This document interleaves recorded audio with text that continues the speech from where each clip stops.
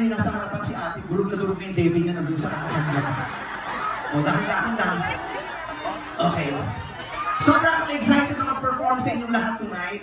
Kasi pagbaba pa lang namin ng aeroplano, sinabi sa akin na record-breaking daw ang attendance ng Sultan Kudarat tonight dahil mahigit 400,000 ang tao ngayon dito sa venue! Ang taray! 400,000 na tao yung nag-aakong sa bakla. Okay, so kaya kahit kadarating pa lang namin, nagmadali na kami para makapagsimula kami agad-agad. Kasi I can't wait to perform for all of you. Kahit ihi na ako, pinigil ko.